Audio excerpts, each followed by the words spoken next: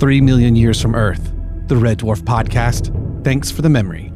Its crew, Blake Braswell, a USA native, and Lee Malaby, his English co-host. Additional. As we say goodbye to the status quo of Red Dwarf, at what point do Lee and I admit the reason we love Rimmer is because he is secretly so damn sexy?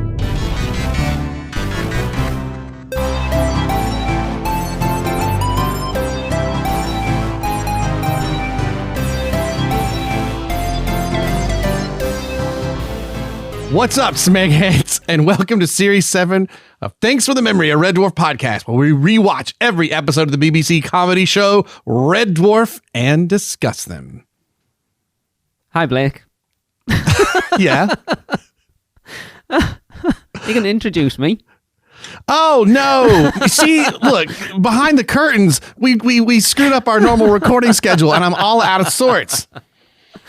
As always, I have with me across the pond from the United Kingdom, my good buddy, Lee. Hey, Blake. I can't believe we're 2 episodes into Series 7 already. It's crazy. I start to think, like, when we record... I can't believe we're at Series 7 and I can't remember the intro. That's what I can't believe. Well, so my other podcast, I have a co-host. It's very similar, and we've been doing it for a lot longer than this one, and he still gets things wrong. Cool. Yes. The episode we are talking about today is the second episode of Series 7, which is episode 2, Stoke Me A Clipper, which I love that title, by the way, which originally aired in the UK on Friday, January 24th, 1997. And the synopsis for this episode is Daredevil pilot Ace Rimmer, seriously wounded after rescuing Princess Bonjela from the Nazis, arrives on board Starbug to recruit Rimmer to take his place as the next Ace Rimmer. Will Rimmer, there's a lot of Rimmers in this premise. I need to read this again without breaking. Right, so we've got Daredevil pilot Ace Rimmer, seriously wounded after rescuing Princess Bonjela from the Nazis, arrives on board Starbug to recruit Rimmer to take his place as the next Ace Rimmer. Will Rimmer continue the legacy of Ace Rimmer? Wow. That's like a vocal warm-up. I mean, that pretty much says what the episode is. I'm going to go in for the trivia at this point because we've just talked about the title. Apparently, the original title for this episode was Natural Born Rimmers, which I love, by the way. That I did come across that one piece of trivia, and I thought that was amazing. I always hesitate to say this because whenever I go, I don't have a ton of notes. I don't know what we're going to talk about. I don't have a ton of notes. Me either. But I have a feeling we're going to still have a lot to talk about. This is probably one of my favorite openings that Red Dwarf has ever done. It's really interesting because we talk a lot about the cold openings for Red Dwarf. And this is the first one we've had for a while that feels like it's not part of this episode, even though it is. And because it has 2 cold openings. You basically have the Ace Rimmer adventure, and then you have the Lister augmented reality adventure. Which I love. It made me think of you entirely watching this episode. Yeah. Yes. That opening James Bond sort of homage to, all Bond films opening with that sort of in the middle of the action before you get to the real story. I just love, the actor who is playing the Nazi officer. It's just chewing the scenery in the best way possible. So, I alluded to this before we started recording. The cameos in this episode. You will have no idea who he is. Everyone in the UK will know who Ken Morley is. He seems super familiar to me. What I've seen him? Yes, you should have. So he's mainly known for being in Coronation Street, which is like a Manchester-based soap opera in the UK that's been going for ever. Not familiar with the show, but familiar with the concept of the show. Like I've never seen it, but I've heard of it before. Yeah. But he was also in a BBC comedy show that you bring up a lot on this one, Blake, funnily enough, and that was Allo Allo. Oh, he was one of the Nazis in Allo Allo, wasn't he? He was Leopold von Flockenstuffen. Yes. Yes, that's absolutely why they snagged him to do this episode. That's absolutely. Great. Yeah. That's awesome. It felt so Raiders of the Lost Ark. Yes. Like Raiders of the Lost Ark, even though it's filmed in the 90s, but like the 80s VHS home movie version that you made of it. They must have had an absolute blast filming that opening. it just, if I'd have been doing the additional for this one, I don't, even though I wasn't doing it, it kind of rattled round in my head on this one. I'd have done something in German, and it would have ended with "Das ist a Schlimmer." Just I hadn't formulated it enough, but that's where I was going. Just so people listening, and I've had to go, oh, I need to translate that and find out what it was. The "what a guy" in German is so good. I mean, just the whole thing, the like. Because we've seen Ace be Ace, and you realize like, oh yeah, I guess like this is how I imagined he would be on one of his missions. But it's so cool to actually see him in the mission, and the way that he talks, and like, oh, it's just great. The whole give anything for a gun right now, or a bucket of Listerine. Yeah, I never considered that. Yeah, we've seen Ace be all macho, but never actually seen him in action. Right, because there's a world where you could have made the joke that actually he's just really macho acting and never actually does anything. But I like the terrible, like instead of the James Bond Blowfield with the cat, the fact that the Nazi officer's got an alligator he's like stroking the head of or whatever. And he even uses the line straight out of Bond as well, doesn't he? No, Mr. Rimmer, I expect you to die. Yeah, we're gonna put you in the back, tell you all of our plans, then jump out of the plane or whatever. Yeah, the whole tropes of that type of like all the stuff that like Austin Powers made fun of. Yeah, which would have been around the time of Austin Powers. Actually, when did the first Austin Powers come out? I want to say is it 99? I have this memory it came out the same year as episode 1. Maybe. Because I feel like they said it. I feel like if I remember correctly, the commercial was no. It came out in 1997. Oh, was it? Okay, I don't know why I thought it was 97. Wait, now I'm curious because I got to know. I have a memory in my head.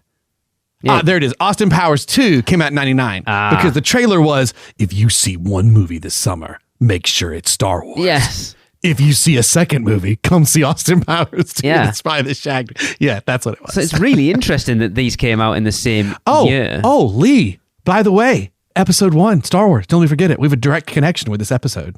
We'll get there. Okay. Oh, yeah, my friend. Oh, yeah, I'm so glad that just came up. But Star Wars episode 1, we have a direct connection in this episode. I'm trying to think now. I mean, so unlike normal, I literally finished my third watch of this like 40 minutes ago. So it should be fairly fresh in my head. It won't be because my brain is like a sieve now, but we'll see. Well, it's not something you would have necessarily seen. Okay. So I'll put it that way. I wouldn't have expected you to catch it. But I watched it last night just prior to going to bed again. And I remember this being one that, as I've alluded to, and the folks have listened have heard before, I didn't see this when it came out because this was January 24th, 1997. And I was it was my senior year of, junior year of high school. And so for me, because Red Dwarf had that gap after Series 6, I stopped looking for it. And, no internet like it is now. So I didn't know there were any new episodes until 04 or whatever when I went to go work in Japan. But I remember being this one when I was like searching for episodes and I saw this title, Stoke Me A Clipper. I was like, is that Ace? And just being so excited to get my hands on this. And to be honest, like having for me had when was Series 6? 95? 94? What? 4, I think, wasn't it? Yeah. So for me, like 2004, we'll say, I was like losing my mind. That's a multi-year wait to get Ace Rimmer back into my life. And I just loved this opening to actually see him in action where I'm like, guys, in another world, you could have given the rest of the cast the day off and I'd have just watched in a heartbeat. It's got my favorite sort of, would I be correct in saying like what? But it's got like the sort of sketch comedy Benny Hill vibe. Yeah, it does. It feels like Allo Allo. Yeah. Yes. But with like more action, little things like when he's flying down, like riding the alligator. Although the thing that makes me laugh the most in that whole opening sequence, the guy from Allo Allo, the Nazi officer, his face when he's like, ha ha ha, goodbye, Ace Rimmer, and then when he pans up and looks to see the alligator. But the thing that makes me laugh the most is when Rimmer's like parachuting down and he pulls out his pistol and they're about to shoot Princess Bonjela and he shoots and that Nazi officer is like, Hein, action, and his scream that he does as if like Rimmer shot him with a BB gun in the ass. Right. It's not like he'd been shot. I can't say I noticed that. It's something about that dude's laugh just cracked me up so hard. And it's just such a ridiculous opening. Like, are we in a parallel universe that World War II hadn't happened in yet? Is it a world where they won and so he's trying to save the world from, who knows? But I just know that it's hysterical that they're surrounded by World War II weapons and ammunition and like vehicles and stuff. And then he gets on a dirt bike with purple handlebars. I never noticed that either. Yeah, look at, and it's got a digital readout when he hits the jet button to fly. And they said it's actually a space bike, which we haven't used since Crichton had the space bike. Except, where'd it come why from? is it in the? Yeah. Well, yeah, why is it in that Nazi garage? Why is there a space bike with a purple handlebar? It's so weird. Maybe there's a reference, a slight reference. I'm not gonna call it out just yet, but a slight reference to Marvel at this point. There is a connection to this and the Marvel movies. And if we go by the Marvel movies and like Red Skull and all the rest of it, they did have technology beyond their time. If you go by the Marvel Nazis, so maybe that was it. It did. It's just that it's funny. It's like digital readout. I never even noticed that. I think it's the purple handlebars, and it's such a dirt bike and not like because you expect like Indiana Jones and the Last Crusade, he's going to bust out of there with a Nazi like green military bike. Yeah, and instead it's a space bike that he planted somehow. I don't know. But very strange. It's an alternative universe. But you can tell Chris Berry had the best time doing this section.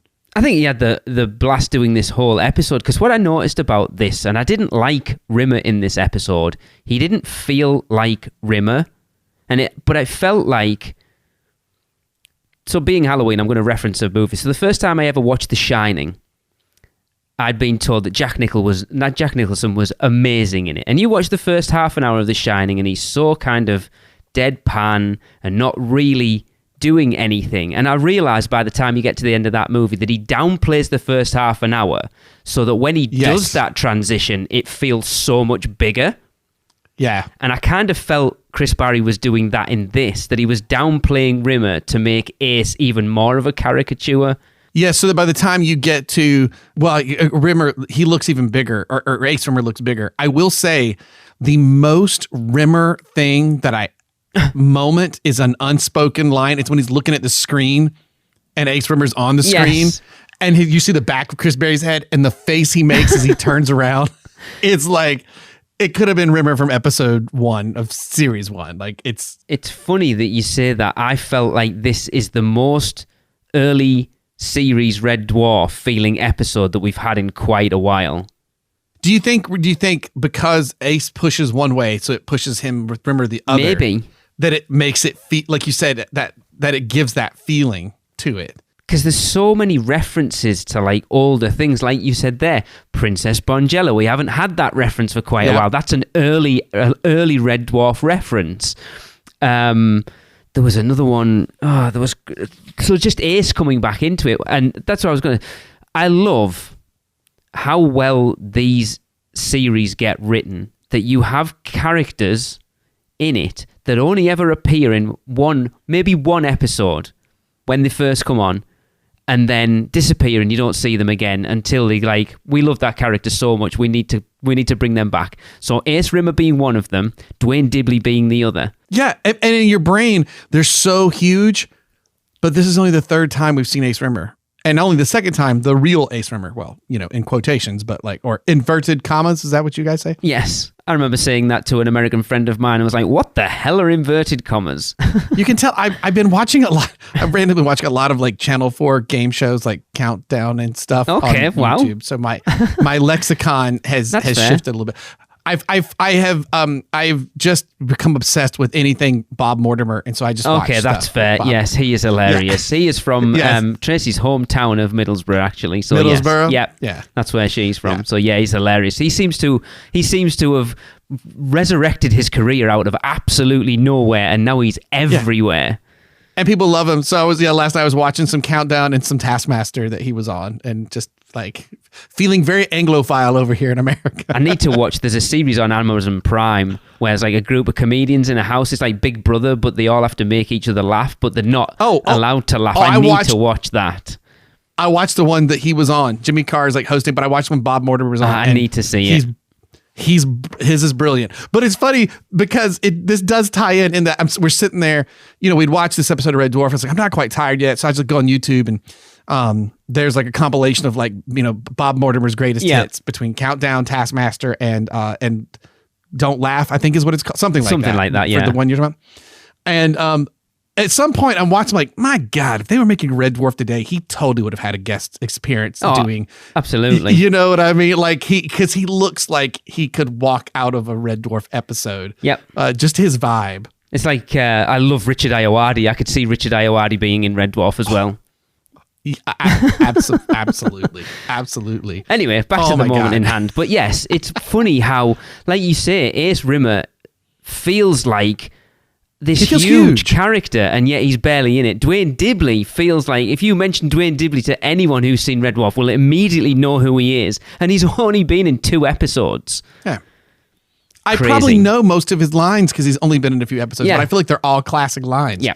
But it's amazing the power Ace Rimmer has, which probably speaks to, honestly, the power Chris Berry has had as Rimmer. Yes.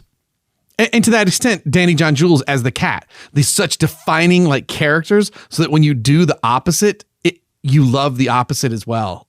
Like it's so enjoyable. I think that goes back to the US pilot as well. I mean, I know we only got like one sort of 2/3 of an episode, but none of them felt like they stood out as characters. Does that make sense?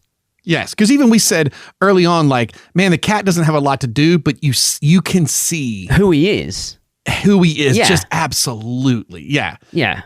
He nailed that character from the first episode. But they all did. They all nail their characters in the first episode that they appear.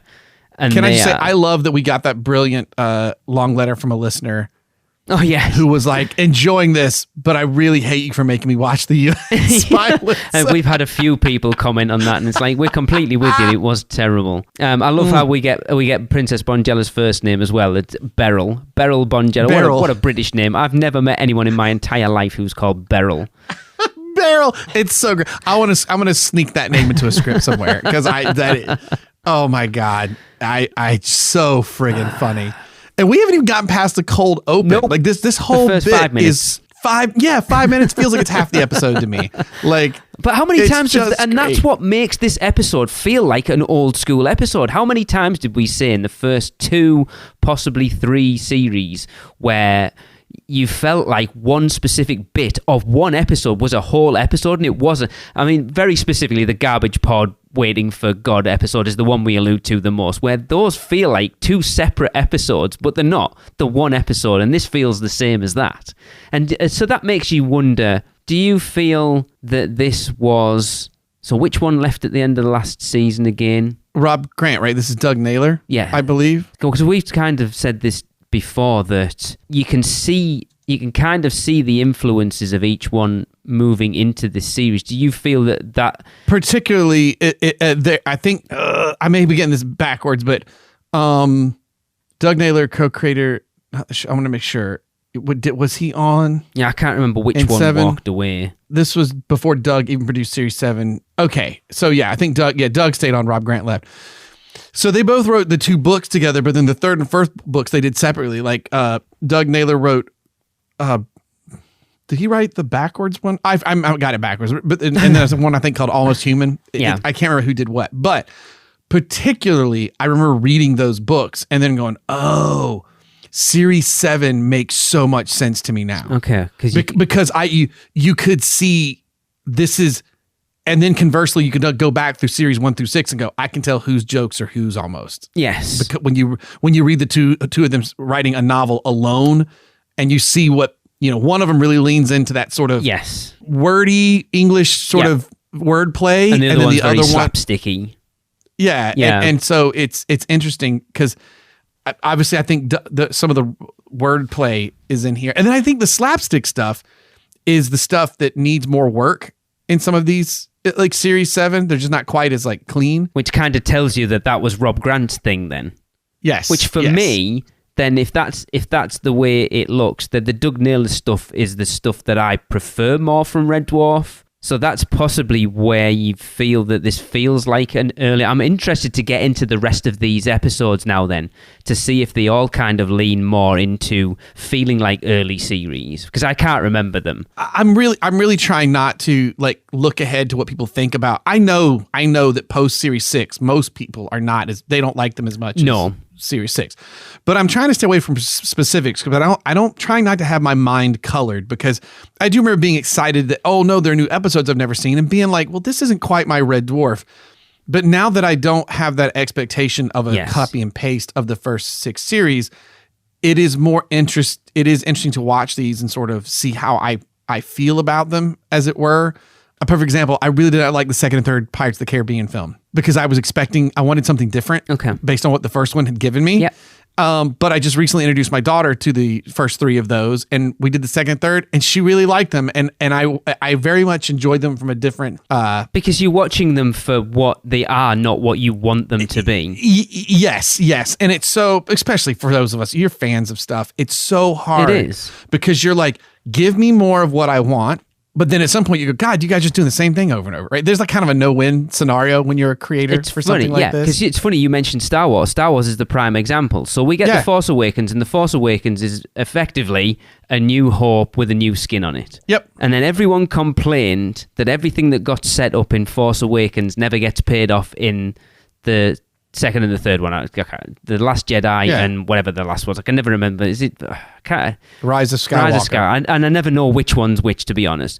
But then, like, I wanted them to pay off. I'm a continuity guy, so I wanted the stuff that got set up in The Force Awakens to get paid off, and it didn't. But then, if they'd have done that, everyone had just said, well, you've just remade the second trilogy. Or the first trilogy, exactly. whatever it was. And I was going to say... People said, I want more Star Wars. Lucas made one. They said, I don't like these prequels. It doesn't feel like my Star Wars. Disney bought it and said, cool, we'll make it feel like your old Star Wars. We went, it's just the same crap over and over. Yeah, we want something different. Yeah. And then they give them something different, and everyone complains, well, what the hell's this? Yes. So, I mean, certainly when you return to properties that are around long enough to literally become nostalgic, you just run into this stuff. So I am enjoying this run. And now that I say nostalgic, I wonder as we move into series 8 and 9, because I don't remember a lot of 8, but I do remember a couple of jokes that hit so hard. I just thought they were great. And I hope I'm not confusing it with 9. It's series 8, series 9. 10 is when they go... Is the miniseries. You are asking the wrong person. My memory is terrible at the best of times. I could be messing this up. Series 8 may not have... I may be thinking of Series 9 that had just a couple of great punchlines. Like not Queeg-like punchlines, but like that, where you're just like, man, what a great punchline to that. And I wonder if because by the time that starts to roll around, you have people that were fans of the show who are now working on it. And so they start to bring what they liked to it, An example would be... Spielberg had an interview after the dust settled from Kingdom of the Crystal Skull about Indiana Jones. And he said, I made a mistake. I shouldn't have made this movie. He was like, I've learned so much since I made that Last Crusade that I was having to go back and we were like, that's not how we did it this way. We did this thing this way when we filmed it. And he's like, I never do that now. I've learned not to. And he's like, I should have gotten someone that was a fan of this, that I think is a really good filmmaker to make it. And I was like, that's it. And I loved the realization of like, oh, I should be doing it. I did Indiana Jones. Like, oops, it's been too long. Actually, I can't give you what you want because I don't want that anymore. Yeah. He's doing others. So I'm curious. And then of course, as we keep moving along with the subsequent seasons, when you start to see people that were fans of it, starting to work on things. It's like people who work on Doctor Who now, right? Like Stephen Moffat was a huge Doctor Who fan back in the day, right? So he bringing stuff in from that, but Red Dwarf just doesn't have that attention to it that people pour over how it's written and stuff. You and me are apparently the only people that are analyzing these scripts. These ways. I mean, I'm surprised at how much I've enjoyed these 2 episodes because, like you say, when we've had emails from people and they kind of said that it kind of, after Series 6, it really goes downhill and then kind of picks up a little bit later on. But the general consensus is that 7 onwards aren't great. But I'll be honest, I thought these 2 episodes so far are really good and I'm actually excited to watch the next 4 because I'm kind of enjoying this more than Series 6 at this point, I think. Oh, careful. We may have just lost listeners. I know, but that's kind of how I feel about it right now. Yeah. Well, and also, you aren't familiar with these. No, and that probably helps. Yeah, like it definitely helps. Like Series 6 was a blast for me to go through because I love it so much. Yes. But you're right. Like the Nazi guy who I said got shot made a funny scream. I don't remember that. No. So I was peeing my pants at it. Whereas I have seen Series 6 so much, there's nothing you can surprise me with. I know it backwards and forwards, right? And that comes with its own baggage as well, though, doesn't it? Especially watching it so long afterwards. Like I did it with, again, what was my favourite episode of Red Dwarf that this podcast is named after. Thanks for the memory. Rewatching it for this show, I was kind of like, it didn't hit quite like it did when I used to watch it. Because I know beat for beat. You know it like so... You know it so well. Yeah. And that is also what feels weird watching Series 7 is I'm familiar with both these episodes, but not like I was for... So it's funny because I do get caught off guard and I think there's that feeling of like, the filming style changed, which they're like, this sucks. They, I saw a comment, they went for this like film look and I hate it. But I'm like, yeah, but you know what? Series 3 was a different look visually for filming than 1 and 2. Very much, actually.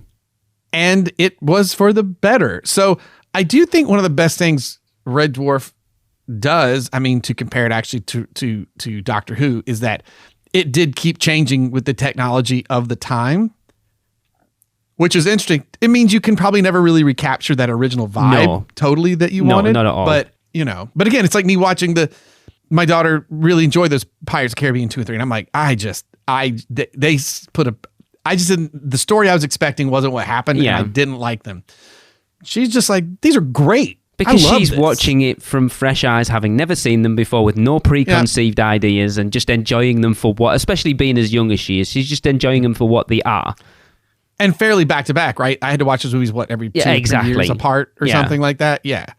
My issue with those movies now is sat watching Johnny Depp, just as he does, play Jack Sparrow in everything he's played since. Oh my God, yes. I know that's the other thing too. I kind of like I'm had to let that go. Yeah, it's so difficult because you've just played that character. So ever since you played Jack Sparrow in Pirates of the Caribbean, Curse of the Black Pearl, that is the only character you have played in every movie since.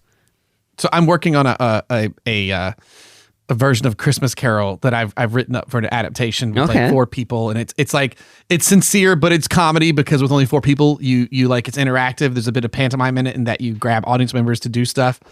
And I love Christmas Carol. It's as a professional in theater and stuff. It's just one of those shows that weirdly I have been in a million times, directed, adapted, and I just know it very well. And I saw an announcement. I was like, "Oh, a new Christmas Carol film is being worked on." Yes, awesome. I did see that. And it's starring Johnny Depp. And I went, "Oh God, man, I'm just over you, dude. If you give Scrooge a weird accent, British, we don't need Jack Sparrow, Ebenezer Scrooge."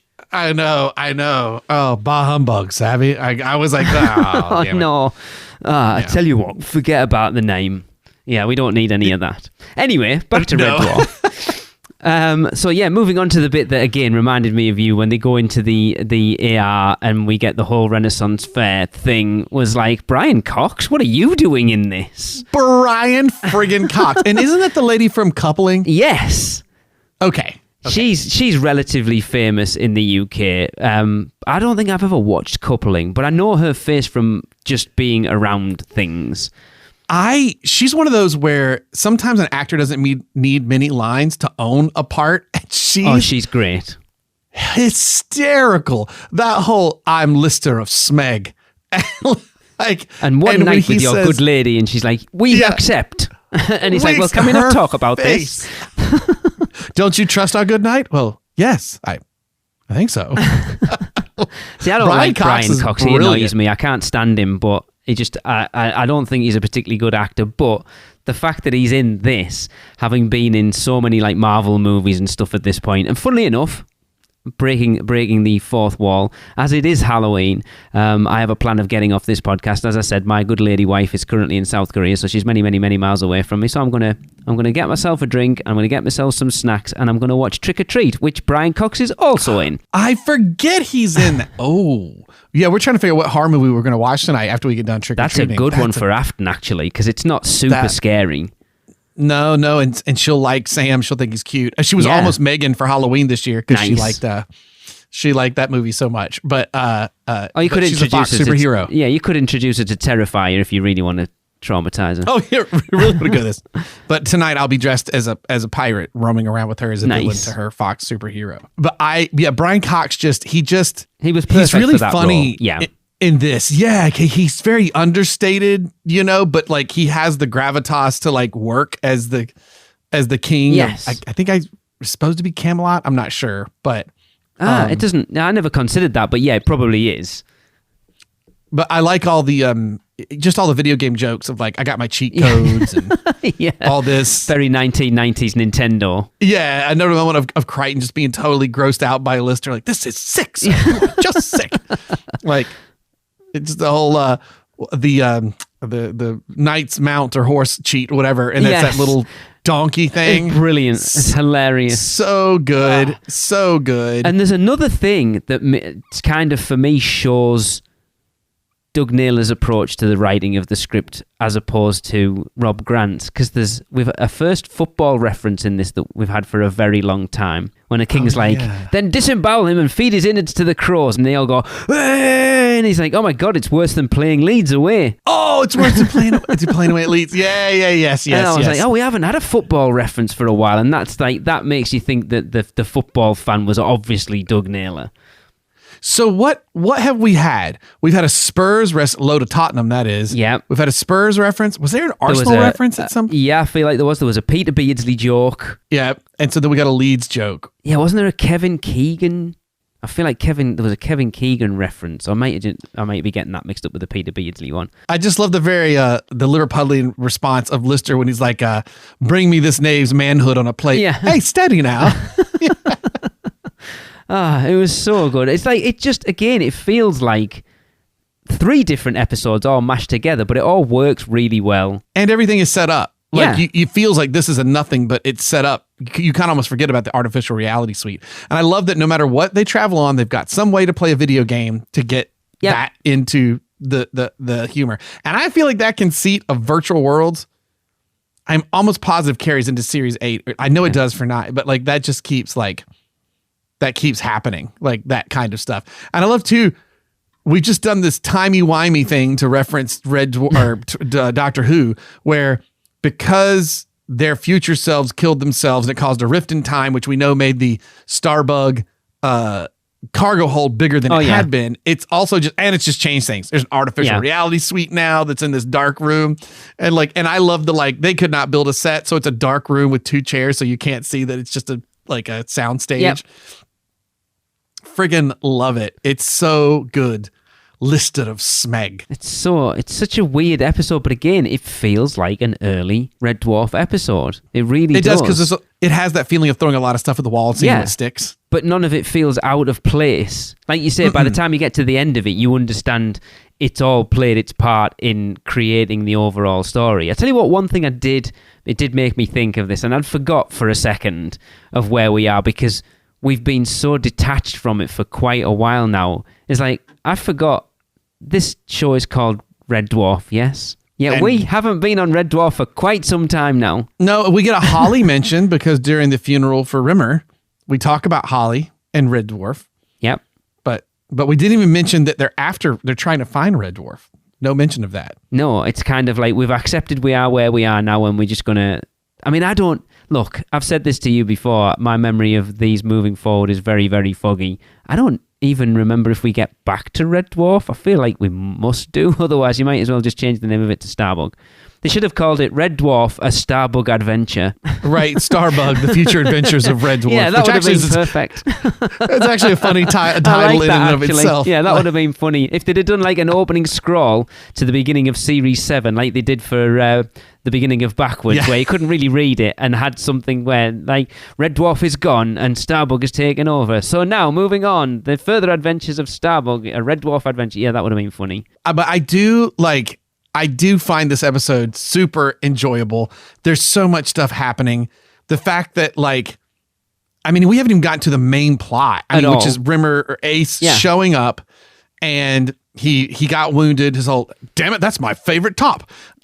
But he gets wounded, and we find out the big reveal that this is not the Ace Rimmer they met. He died a long time ago. Yes. And as he was dying, he recruited another parallel universe Rimmer to become the next Ace. And that concept, again, every now and then we have these, what a great sci-fi concept. Well, even the previous episode, the Ticket to Ride, right? The time travel. Yeah. Like, great sci-fi concept in this simple Red Dwarf sitcom, where it's like, oh, this is a great idea. So you keep going out and recruiting the next person, and that he's not the real Rimmer or Ace, he's a hologram himself. Yeah. And I just absolutely love the reveal of it's not his hair when he pulls the wig off and gives it to Rimmer to put on. I mean, that's the best joke in the whole thing, especially the way Rimmer puts it on that first time when he puts it on backwards is hilarious.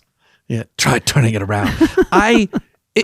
If I do have a critique for the show, I like the moment that Ace has with Lister going, well, and for the audience explaining what's happened. Like, so I go around, I get these people, yada, yada. I need Rimmer to do this, but I don't know that he will. I don't like the choice of showing Lister to the audience. Like, he'll be like, oh, you couldn't do this, Rimmer. You suck, blah, blah, blah, blah. And then kind of winks to the audience. Rimmer's like, oh, well, I'll go train right now. I kind of hate that it's so telegraphed that Lister is helping Ace. So you think when the AR Knight comes in that it's obvious that it's Lister? That it's something like that. Do you know what I mean? Like, and it's so, and I actually, because I was on the second watch through, my theater brain was like, man, if you hadn't had him play it up like, because I think at one point it's like, I'm going to go work on this. And Lister almost to camera, it's just off camera. Like, you see him smile, like, haha, good job. It's working. Like, it would have been so cool for the reveal to have been the Lister to sit on the bed when Rimmer Ace has died and his light bee's left behind. Lister then goes, it's Rimmer, he died. And when he looks at him and goes, he got killed by that AR Knight that got released. Yes. And I think that would have been so much cooler to go, oh, he's trying to make, he's been in on it. I know it's like splitting hairs. It's just a little, it's a little directing thing. Yes. I'm not, I'm just not keen on it where it just from the very beginning, like, it would be so much more Lister-like. Yeah, you don't need that nod wink to the audience. No.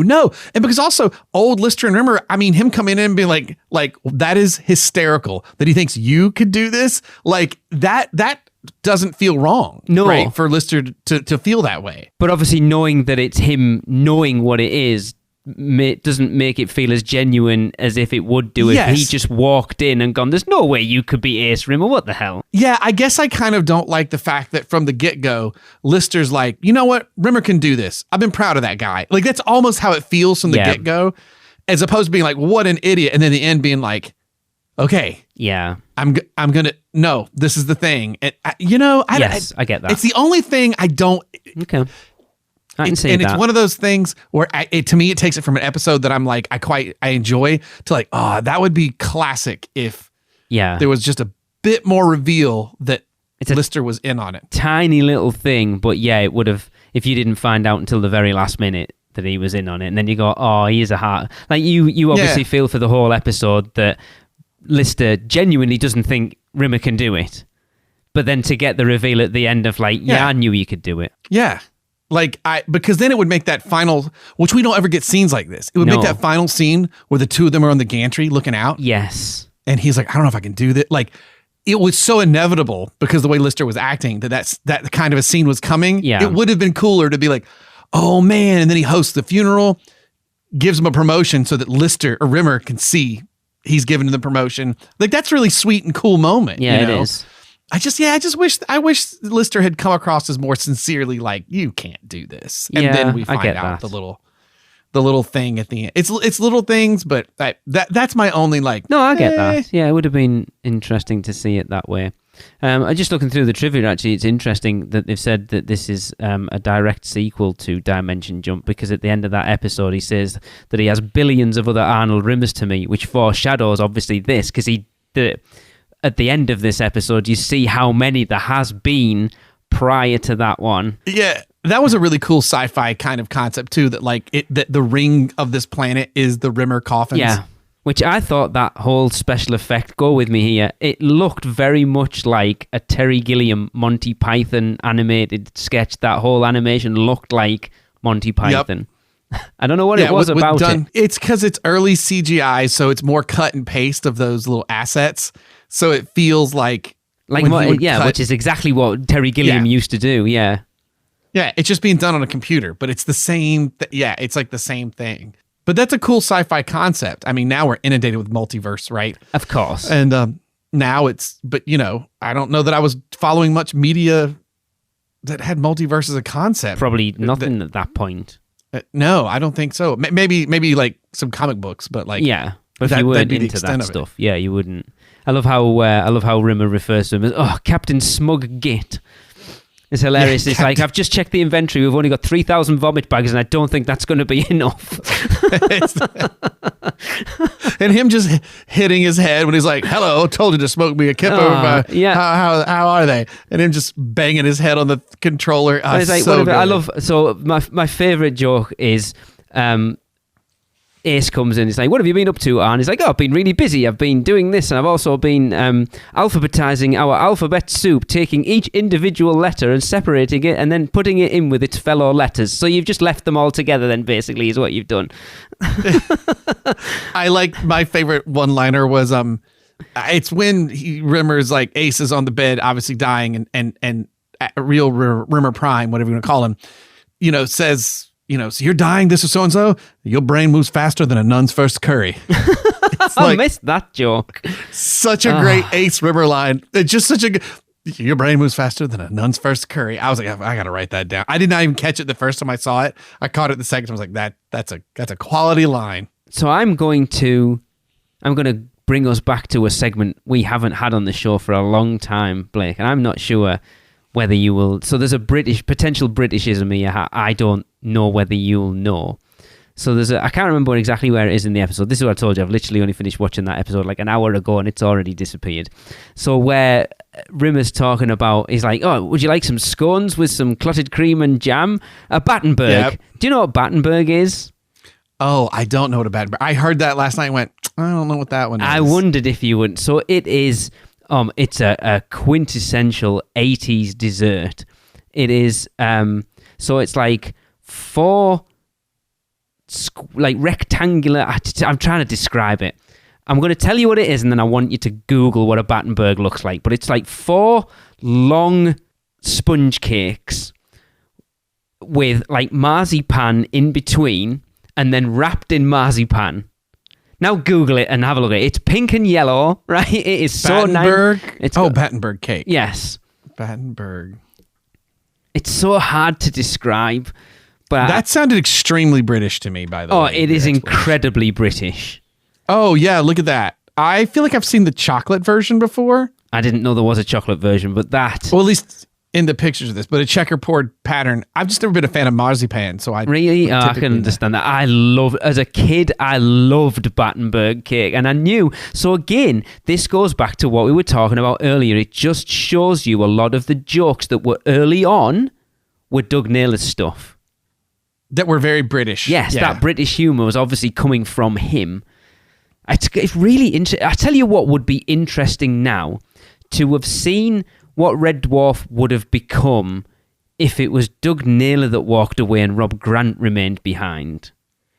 Right. Well, and you probably would have had you'd have this different split of people like, oh, I like parts of this, and I think the secret sauce is like having them all together. But it's hard. It's like a band. When bands, people are like, oh, they split up. I'm like, yeah, but guys, do you realize like what it's like to be on tour with people for 10 years and Yes. in buses and vans. And even if you're super successful, like, you're just like tired of seeing each other and you're never home and you're always you know, it's a miracle when bands last for 5 years, like that are popular. That's a miracle. It's funny. It's one of my favorite bands, System of a Down, when they separated off and Serge Tankian started doing his own stuff and Darren Malakian started doing his own stuff. And then you listen to their separate stuff and you go, okay, I can see what you brought to that band and I can see what you brought to that band there. And then putting it together, yeah, okay. Again, you got to read the 2 novels that they did separately because you'll go, oh, yep, I can see who wrote these jokes in the show and who wrote this joke. You know, like it's super clear. What I will say from watching these 2 episodes, I think it's the Doug Naylor stuff that I like more than the Rob Grant stuff. I know we're going to get a few more episodes in, but right now, I think I'm probably going to enjoy these a lot more than the average person because it seems to be his humor and the way he writes is the stuff that I like about Red Dwarf. And right now you got Ed Bye still directing. Yes. Who doesn't always do every episode, but that is from the beginning on. I think what misses is there's something I assume since it's different, since they're separated, but there's something I think Rob Grant did on the pacing that is missing from here. Okay, so you would notice that way more than I would, being on the sort of behind the camera side of things. Well, and I think the tough part is when you get to series 5 and 6, not that there's not episodes we don't, you know, like our Queeg or like Maroon and stuff prior to that. Yeah.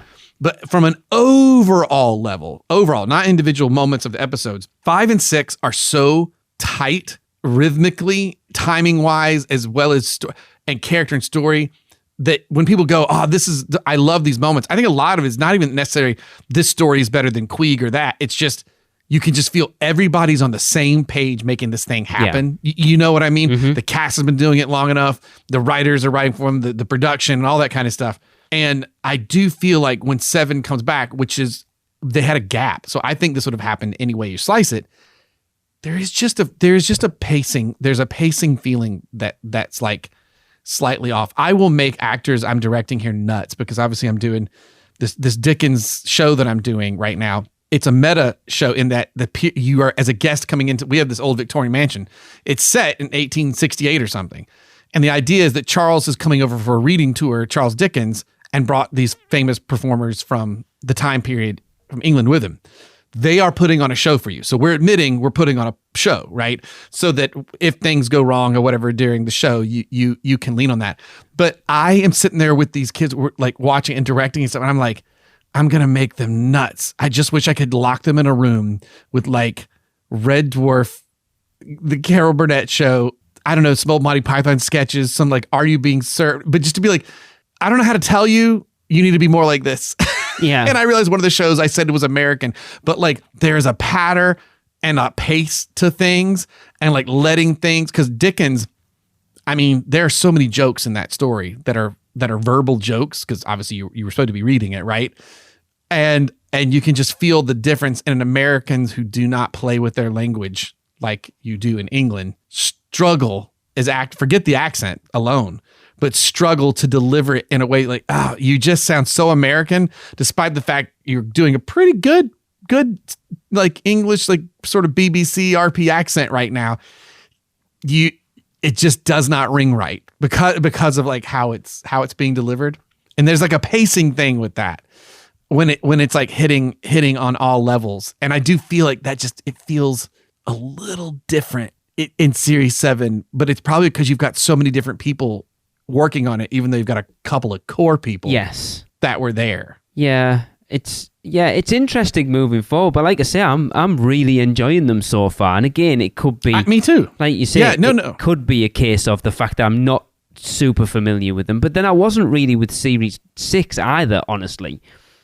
But it's nice. It feels like I'm watching fresh new episodes of Red Dwarf, even though I know I've watched them maybe twice prior to this. Well, and we said this before about series 3, like. And then to some extent, kind of series 5, because it kind of feels like there's series 1 and 2, there's 3 and 4, and there's 5 and 6. And you can feel the productions change. And while there's some things you miss, like it stops becoming this little sitcom and grows a bit. Yeah. and you kind of miss the sitcom, but then again, you go, well, if I'd had 6 series of the sitcom, would I be bored with it? Exactly. And so I do like that they didn't feel the need to be like, we must recapture this perfectly. Yes. I can't, I'm so excited to keep continuing on. I know Series 8 has a bad reputation, but I just don't have a ton of memory of it. So I'm very curious as we move forward, because I would agree with you totally. I was like, oh, Series 6 is over. And I've been enjoying these. Yeah. Like, they're fun, and it's, obviously the status quo gets shaken up now, and the whole show takes a shift, but you could argue like maybe it's a good time to make a change, make a shift. I know it was kind of forced on them a little bit. Sometimes that's not a bad thing, the having to make changes sometimes is the best thing that can happen, because it makes you discover things that you wouldn't have necessarily found on its own that make things better. Right. And you find, because right now what's happening, to go back to you, who'd be like, I feel like I'm missing my old Rimmer from the first couple of series. I think what I was talking about with the winking with Lister in this episode, even in the previous episode, I kind of miss old Lister. Like, we watched old Lister become the Heart of Gold. Yeah. And he used to try to hide it, and he's a Heart of Gold. And there's something about Series 7 that feels like he's just kind of open to the Heart of Gold a bit more. He's lost a little bit of his scumminess. Completely. Although it did make me laugh when, sorry to jump in, Blake, but it did make me laugh when he's giving the eulogy at the funeral, and he's got a tie on that's made out of black tape. It's hilarious. But it's funny you say, because I saw the way, man, see, that is a classic Lister thing, but there's something about this episode, even the previous one, where it's like, we've just lost a little bit of that grubby Lister, which again, I mean, it kind of makes sense. The progression that the show has taken, we have seen more infrequently. Like, it's a good dude. I mean, even the Back to Reality episode is based on you got depressed because you see yourself as a moral person and then found out you weren't. Yeah. Right. Like, so it's always been there. I'm curious to see how it rolls. I have this memory that he kind of goes back to that as we move forward. But also you could argue, but if he keeps just staying a 23-year-old slob that eats his own toenails, like, that also doesn't work. And that would, I think, go back to like your American sitcoms. And I think this is what would have struggled had the Red Dwarf show actually happened in the States. It's just status quo. It never changes. No. And so there's something fun to this. But you would think of however long it's been at this point, hanging around Kat and Crichton. So Kat, who's always pristine, his look is everything. And then Crichton, who is basically a cleaning mechanoid. And then Rimmer, who's all about the rules, would rub off on him at some point. So that progression of him from being a complete slob to maybe being less slobby isn't a stretch at all. Right. This is such a good point of the previous series when he wakes up from being sleeping and Crichton's like, no, you're a slob, remember? Yeah. And he's trying to explain it to him. And it's just gone. It's just gone now, which is, I mean, again, no one's probably thinking about it like we are, because it wasn't meant to be viewed in the way that we are watching it, Again, I was so stoked for Series 7 because I was on a 8-year hiatus or whatever it was before I discovered you were just desperate to get more Red Dwarf, so you would never even look at, like, does it feel like Lister? From my memory from like 8 years ago, yeah, it feels like Lister. Does it feel like Rimmer? Yeah, it's Crichton. Yeah, they're all basically the same characters, so you're not, whereas we're literally watching these back to back to back to back to back, and so you see those micro changes through much more of a microscope now. Now, this, I'm going to guess, because it came out in 97 January, that it was filmed in 96, which is interesting, because we have alluded to episode 1 earlier. Ah, yes, you did. And so any wild stab at the connection from episode 1? I haven't watched Star Wars episode 1 in a very, very long time either. When you think back to Phantom Menace, what's the part that everybody loves? The pod race. The bit I love. I love the pod race. Okay, Lee likes the pod. What does everybody else talk about? Are we going to go... So the whole Darth Maul fight at the end. Okay. Yeah, where everyone's like, oh, this is how Jedi move in their prime. Yes. And it was like this awesome sword fight. So I had to pause it when I watched the first one. Holy crap. And I love this because I come from doing fights for stage, a little bit for film and stuff, but choreographing fights and performing a lot of them stuff. So I'm very familiar with this name. So I had to pause like, are you kidding me? So the sword master and fight choreographer of episode 1, Nick Gillard, is the stunt coordinator for this episode. How awesome is that? Like, how do you go from, so virtually at the same time, 1 minute you're working on one of the biggest movie prequels of all time, and the next thing you're working on an episode of Red Dwarf? Yeah, which I loved it because I'm like, you know what? That's just a pro right there, man. You know what I mean? Like doing his gigs and doing his thing. But Nick Gillard, I think I'm pronouncing that right. It's Gillard, Nick. I would say so. Yeah. Yeah, he's the main dude. He's the fact you go to his IMDb, it's a picture of him holding a lightsaber behind his back in the middle of choreographing or working with the actors. But yeah, he's the guy that like developed all of them. All his pictures are like with Ewan McGregor and stuff. And everybody loves it. He did the fights and stunts. He did a stunt coordinator for all 3 films. And he's done a ton of stuff. I mean, like just tons of shows and movies and stuff that you would have seen as a stunt coordinator. He clearly is a good dude to work with because he works constantly. Like, I mean, I'm just looking at the IMDb list and it's a huge page all the way to 2018 and we haven't even gotten down to the 90s yet, obviously. But I think he literally he might have done this just prior to, he's going to come back. Between 97 and 99, he does 2 episodes. So okay. I'll have to keep my eye peeled. So he does it for another one. Interesting. But yeah, like it's pretty wild to see that. And yeah, and then so episode 1's 99, so he probably would have worked on this just after. He did Sleepy Hollow stunt coordinator. Oh, that makes sense. Yes, the Headless Horseman. So yeah, who was Ray Park too? Yes, that's right. A connection. Oh, it's all about the connections tonight. Yeah, that's cool. Yeah. So when you said there were connections and cameos, I was like, I wonder if he caught this one. No, God, but it was just because you don't usually see that. It's rare to see stunt coordinator on the Red Dwarf list, even though they have a little things here and there. And I was like, Nick Gillard from Star Wars? I was like, the guy who like totally changed how lightsabers are done. And sure enough, that's who that was. Awesome. Which is funny because he choreographed terrible fights on purpose. Like with Rimmer holding the sword backwards. Oh, and yeah. Like, all that. It's so great. So it's such a good episode overall. It really is. The more like I enjoyed it the 3 times I've watched it. Then talking to you made me realize how much I really did enjoy it and how much it does feel like a classic episode of Red Dwarf. Now, I have one thing right now. So I'm excited to watch the next episode because, again, as I've said, I don't know what happens moving forward. Except that you and I both remember this episode as the story point happening earlier. Yeah. We're familiar with this story conceit in this upcoming episode. Oh, is it that one? Okay. But I think it's that one. But you and I were convinced that concept happened way earlier. About Listers was way earlier. Yeah. But it's not. It's in a series we don't remember that well. But where I'm going with this is more obviously Rimmer's gone now. Is Rimmer in the next? I don't want you to tell me but I don't remember. But obviously at this point Rimmer's gone, so I don't know whether Rimmer's in the next episode or not. My wife goes the episode. She goes, so no more Rimmer. I went, I'm not going to tell. I'm not going to spoil. We're not spoiling this on the podcast yet. You got to keep watching. Yeah, I don't remember. But it would be so weird because I always wonder if this was a filming clash maybe.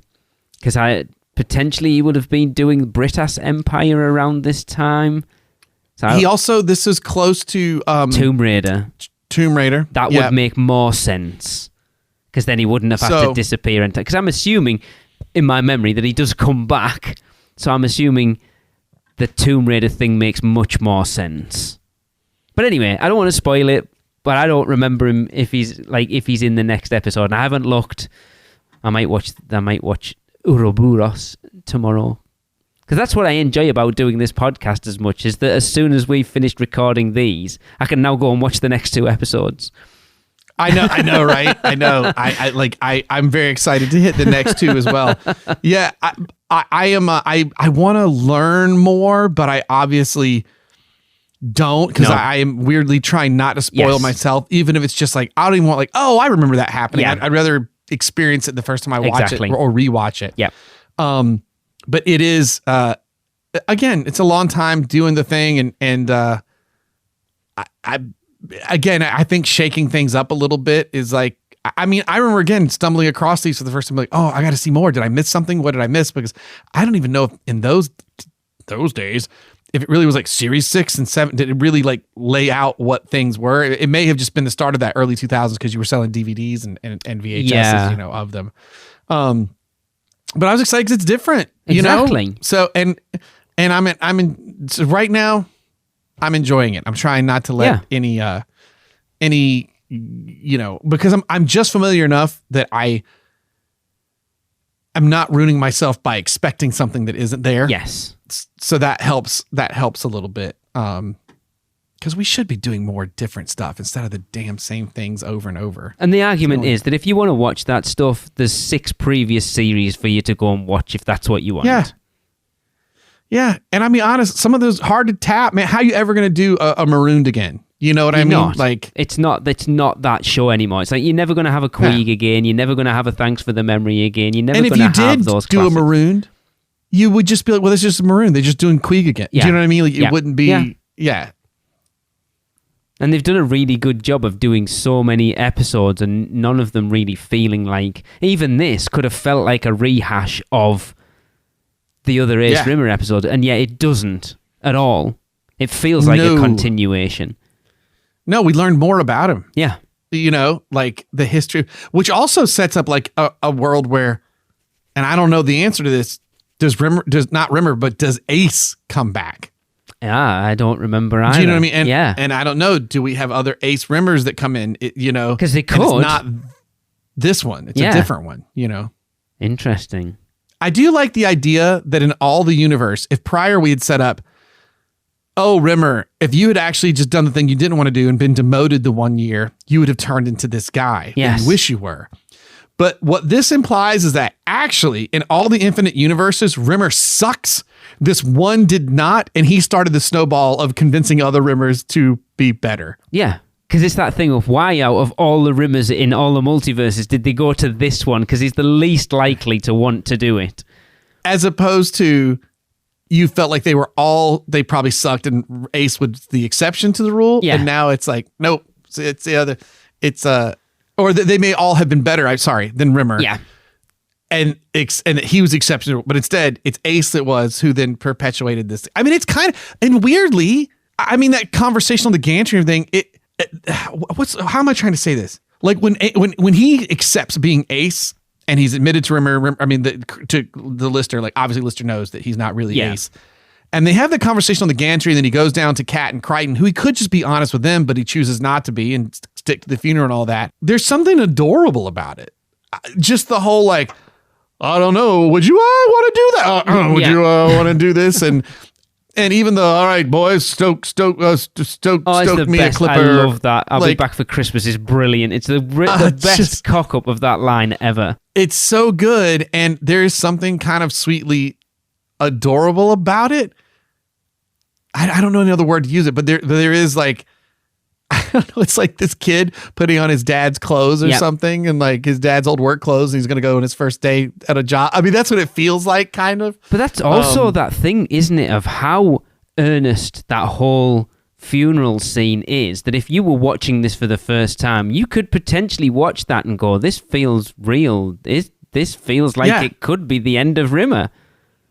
But there's something sweet when he's like, you know, if you would, First Officer Rimmer, and you're like, that's so sweet because like he's doing it.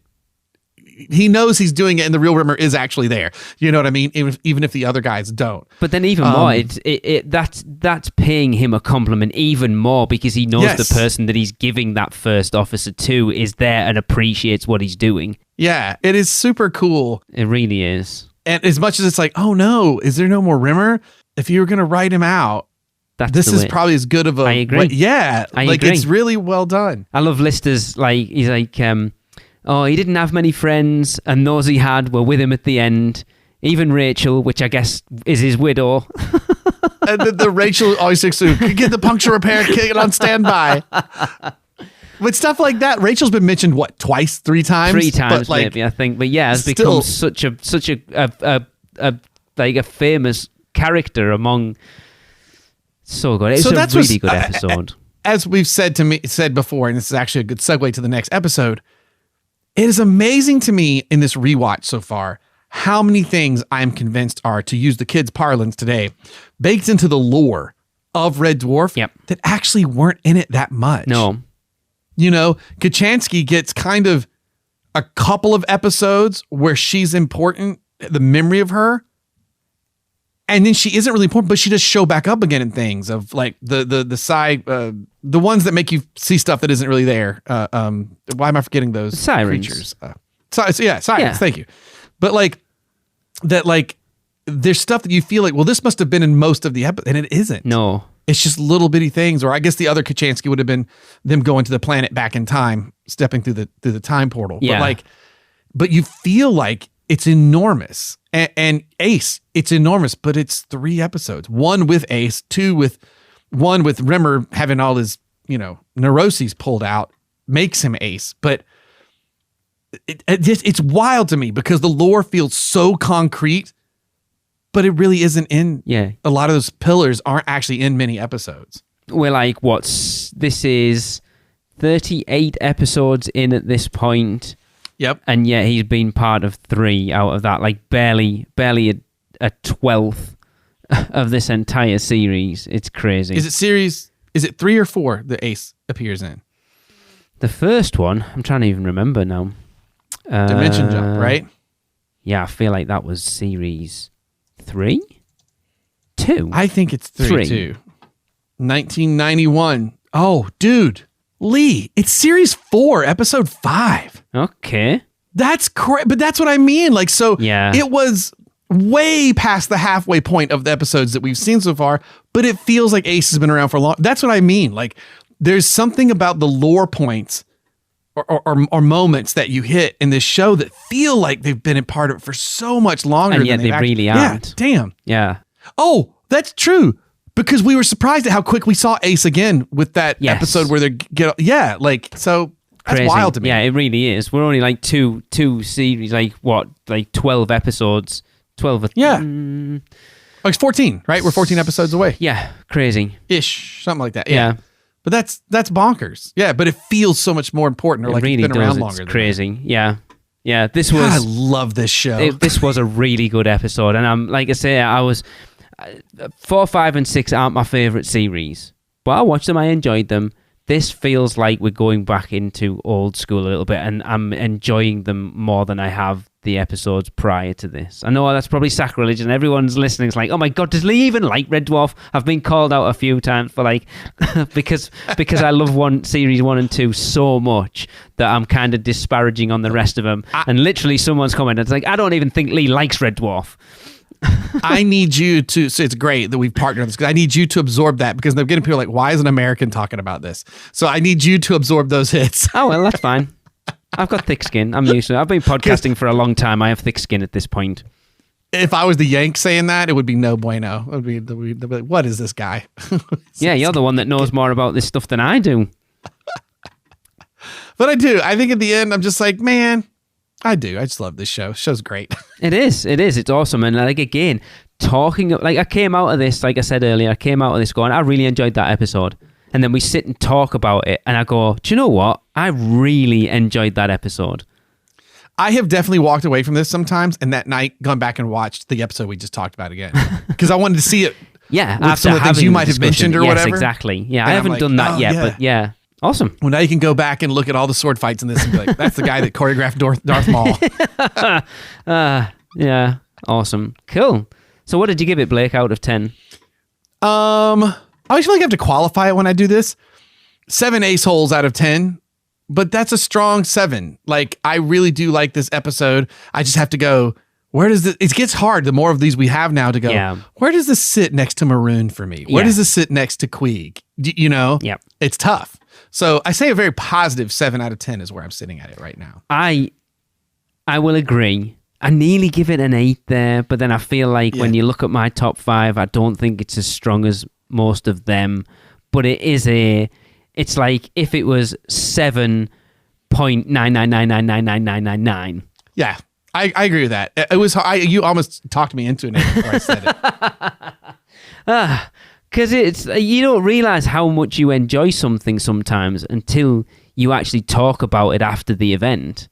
And you go, actually, I enjoyed that way more than I thought I did. It's like you have a vacation and you go away and you know you had a good time, but then you come back and you start telling people about it and you go, do you know what? That was a damn good vacation, actually. Yes. You're like, holy crap, that wasn't. Someone's like, that sounds so cool. You're like, oh crap, it was cool. Sorry, I can tell I've just come back from America. Sorry, holiday. It was a damn good holiday. There we go. You've already been converted. It's terrible. I've been referring to the bathroom. I need to go to the bathroom. No, the bathroom is not the same thing over here as this. I need to go to the toilet is what I meant. I've been surrounded by Americans for 10 days and it kind of rubs off quite a bit. Yeah, it does. Well, hey, I got family moving to the UK, buddy. You're gonna see me in person in your home. We soon. need to do an episode. We need to, when you come over for any prolonged length of time, we need to do our third note-taking watch together and then sit and record the podcast in person because that would be amazing. Oh my and God. Fried egg chili chutney sandwiches all round. Yeah, a lot. Yeah, we got to record saw the like face a there. I was like, hell yeah. Oh, are you kidding? Abso-friggin-lutely. It'd be amazing. Like, in a heartbeat. Like, is there some like cheap lager from Liverpool that we can have with it? I feel like that what should be funny. Had with it. Like, and then go out for a Vindaloo afterwards. Oh my God, yes. So and I'm just like, I do have some family that's about to move out there just outside of London. I'm like, cool. I get to go see Lee It's soon going to be awesome. I realize that's not next door to you, but no, but it's close enough. Sure exactly. Is. I said to Tracy, "Oh my God, I need to get Blake up to take him to a Darlow game." Oh, I have, man. I need to go. I need to go to a Darlow game. That'll be so very funny. bad. And I go, "This is what real football is like, not that you watch in the US." Yeah. Oh man. Oh God. I don't know. I tried watching. I have now been so converted to all the English listeners that are on here. I used to love American football, and I tried to watch some the other day, and I went, I'm so bored. It's terrible. Please, I'm gonna go put on a replay of something from the Premier League that's on Peacock or whatever. I can't. Through Apple TV, yeah. I have a free subscription through my bank account to Apple TV, and I get the MLS season pass. I have not watched a single game.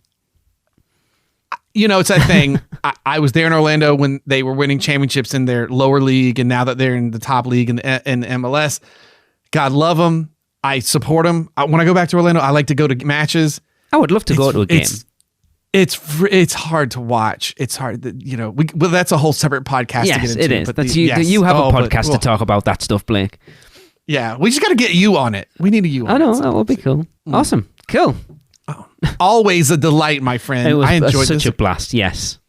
If no one can tell listening, we hate talking to each other. Amazing. Well, that brings us to the end of this here podcast. Be sure to follow us on Facebook and Instagram at Dwarf Memory and Twitter at Dwarf_Memory for all the show updates. Of course, please subscribe, rate, and review the podcast wherever you can. Let people know, because our numbers are growing. When we started this off, we were like, I don't know what the audience for this show is going to be. And it started off quite small, and it's doubled in size at this point. It's still not huge, but, considering we're a podcast of an American and a Brit talking about a comedy show that's like 35 years old at this point, I'm surprised how many subscribers we have that listen to the show every week. And I love the messages we're getting from them. Yes. They're great. Yeah, it's awesome. I love it. And if you want to email us any comments or thoughts or memories of Red Dwarf, because we will read them all, and Blake gets a real... I mean, I love reading them as well, but Blake gets such a kick out of them when I send him them. You can email them to us at dwarfmemory@gmail.com. The next episode we'll be discussing is a part of this paradigm shift for Red Dwarf. It'll be the third episode of Series 7, which is Episode 3, Ouroboros. So make sure to watch before you join us for the next episode. It's been a blast, fellas. Bye, man. Bye, dude. Au revoir, Mr. Ace, sir. Stoke me a clipper. I'll be back for Christmas. Whatever. Just had to say one last goodbye. See you, Lee boy. Yeah, good luck, man.